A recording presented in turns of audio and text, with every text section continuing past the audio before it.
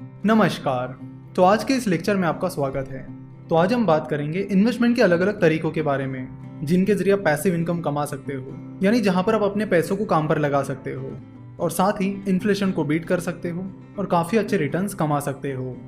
अगर एफडी यानी fix deposit की बात की जाए तो फिक्स डिपॉजिट फिलहाल 7% के करीब इंटरेस्ट दे रहा है और ये रिटर्न टैक्सेबल है। पिछले 10 सालों का इन्फ्लेशन ऑन एन एवरेज 5% के करीब रहा है। तो इसका मतलब है कि आपके पैसों की वैल्यू मेंटेन करने के लिए आपको कम से कम 5% के ऊपर का आफ्टर टैक्स रिटर्न कमाना होगा। जनरली सेविंग अकाउंट का रिटर्न 5% से कम होता है।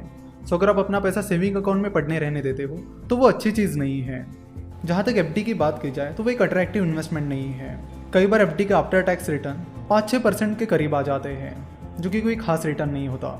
अगर आप फिक्स रिटर्न के लिए देख रहे हो तो आप एफडी के बजाय गवर्नमेंट बॉन्ड्स की तरफ ध्यान दे सकते हो। कई सारे गवर्नमेंट बॉन्ड में आपको एफडी से ज़्यादा रिटर्न मिलता है और टैक्स बेनिफिट भी मिल सकता है।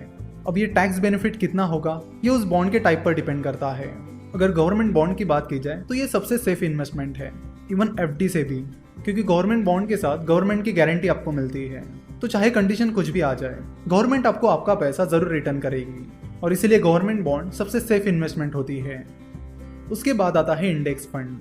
अच्छे रिटर्न्स कमाने के लिए इंडेक्स फंड एक बहुत ही अच्छा तरीका है और इंडेक्स फंड में इन्वेस्ट करने के लिए आपको कोई डीप एनालिसिस करने की भी जरूरत नहीं होती। अगर आपके पास मार्केट का बेसिक नॉलेज है और आप मानते हो कि इंडियन इकोनॉमी आगे बढ़ेगी ही बढ़ेगी और इंडिया की ग्रोथ स्टोरी पर आप भरोसा रखते हो, तो आप इंडेक्स फंड में इन्वेस्ट कर सकते हो। अगर पिछले 10 साल की बात की जाए तो सेंसेक्स ने पिछले 10 सालों में 16% कंपाउंडेड सालाना रिटर्न दिया है, जो कि एक बहुत ही अच्छा रिटर्न है और उतना रिटर्न तो कई सारे एक्टिव म्यूचुअल फंड्स भी नहीं दे पाए हैं। जब आप किसी इंडेक्स फंड में इन्वेस्ट करते हो, जैसे कि सेंसेक्स इंडेक्स फंड में या निफ्टी इंडेक्स फंड में, तो आपका पैसा उस इंडेक्स में जो कंपनीज हैं उनमें उनके वेटेज के अनुसार इन्वेस्ट किया जाता है। तो अगर आपने सेंसेक्स इंडेक्स फंड में इन्वेस्ट किया है तो आपको उतना रिटर्न मिलेगा जितना सेंसेक्स ने रिटर्न दिया है। कभी कभी थोड़ा बहुत ट्रैकिंग एरर आ जाता है।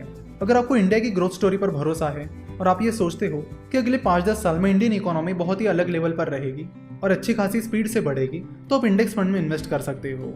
आप SIP that is systematic investment plan के जरिए छोटी छोटी अमाउंट्स हर महीने इंडेक्स फंड में इन्वेस्ट कर सकते हो।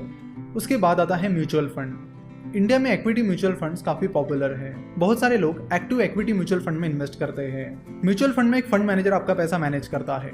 एक्टिव इक्विटी म्यूचुअल फंड में इन्वेस्ट करने के लिए आपको अच्छा खासा एनालिसिस करना होगा। आपको एनालिसिस करना होगा उस म्यूचुअल फंड मैनेजर का जो आपका पैसा मैनेज कर रहा है। अगर आपको इस म्यूचुअल फंड मैनेजर के स्किल सेट पर भरोसा है और उस फंड मैनेजर का ट्रैक रिकॉर्ड अच्छा रहा है, तो आप उस म्यूचुअल फंड में इन्वेस्ट करने के बारे में सोच सकते हो। कई बार active equity mutual funds index fund के रिटर्न को बीट कर पाते हैं तो कई बार नहीं कर पाते हैं। एक्टिव इक्विटी म्यूचुअल फंड और इंडेक्स फंड में मेन डिफरेंस ये है कि एक्टिव इक्विटी म्यूचुअल फंड का एक्सपेंस रेशियो ज्यादा होता है, यानी एक्टिव म्यूचुअल फंड में आपका फंड मैनेज करने के बदले में आपसे जो फीस ली जाती है वो ज्यादा होती है। वही इंडेक्स फंड में एक्सपेंस रेशियो बहुत ही कम होता है, निग्लिजिबल होता है।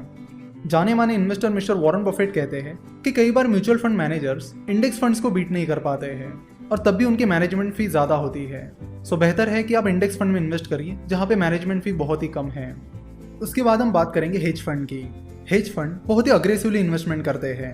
म्यूचुअल फंड मैनेजर जो इन्वेस्टमेंट करते हैं वो ज्यादा अग्रेसिव नहीं होती, वही हेज फंड में जो इन्वेस्टमेंट होती है वो काफी अग्रेसिव होती है, जिसके लिए कई बार वो डेरिवेटिव्स मार्केट में भी इन्वेस्ट करते हैं। जैसे कि हमने देखा कि म्यूचुअल फंड में 500 रुपए से भी शुरुआत कर सकते हो, लेकिन हेज फंड में वैसा नहीं होता। हेज फंड में इन्वेस्ट करने के लिए आपकी नेटवर्थ काफी हाई होनी चाहिए। अगर आपकी नेटवर्थ अच्छी खासी है तो ही आप हेज फंड में इन्वेस्ट कर पाओगे। वैसे इंडिया में हेज फंड पॉपुलर नहीं है। वही यूएस की बात की जाए तो यूएस में हेज फंड काफी ज्यादा पॉपुलर है। वहां पर तो हेज फंड को मैनेज करने वाले हेज फंड मैनेजर्स ही बिलियनियर्स है।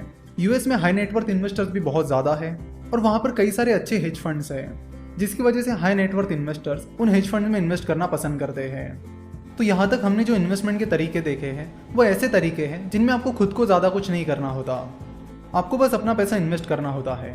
फॉर एग्जाम्पल अगर म्यूचुअल फंड की बात की जाए तो उस म्यूचुअल फंड में कौन सा शेयर खरीदना है, बेचना है, ये काम आपको नहीं करना होता, ये काम वो फंड मैनेजर करता है। सिमिलरली जब आप गवर्नमेंट बॉन्ड में इन्वेस्ट करते हो तो उसमें भी आपको कुछ नहीं करना होता। जब आप हेज फंड में इन्वेस्ट करते हो तब भी आपको कुछ नहीं करना होता, जो कुछ करना है वो हेज फंड मैनेजर करता है। तो index fund, mutual fund, hedge fund ये इन्वेस्टमेंट के इनडायरेक्ट तरीके हैं। अगर डायरेक्ट तरीकों की बात की जाए तो उसमें स्टार्टअप इन्वेस्टमेंट और स्टॉक मार्केट इन्वेस्टमेंट आती है और यहाँ से आगे हमारा पूरा कोर्स इसी के बारे में है। तो अगले लेक्चर से हम स्टॉक मार्केट इन्वेस्टमेंट के बारे में बात करेंगे और उसे बहुत ही बेसिक से समझेंगे ताकि आपको स्टॉक मार्केट का और कैपिटल मार्केट का पूरा कॉन्सेप्ट समझ में आ जाए। आशा करता हूँ कि आपको ये लेक्चर पसंद आया होगा।